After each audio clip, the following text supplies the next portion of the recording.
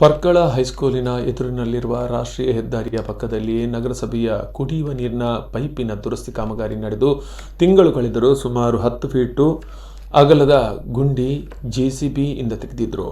ಕಾಮಗಾರಿ ಪೂರ್ಣ ಆದ ನಂತರ ಹೊಂಡ ಮುಚ್ಚಿಸುವ ಗೋಜಿಗೆ ಹೋಗದೆ ನಗರಸಭೆ ಅಧಿಕಾರಿಗಳು ಇತ್ತ ಗಮನ ಹರಿಸಬೇಕು.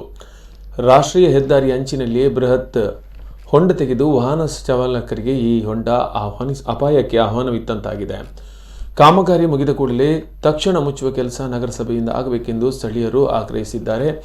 ಇದೇ ಸಂದರ್ಭದಲ್ಲಿ ಸ್ಥಳೀಯರಾದ ರಾಜೇಶ್ ಪ್ರಭು ಪರ್ಕಳ ಹಾಗೂ ಗಣೇಶ್ ಸರಳಿಬಿಟ್ಟು ನಗರಸಭೆಯನ್ನು ಒತ್ತಾಯಿಸಿದ್ದಾರೆ.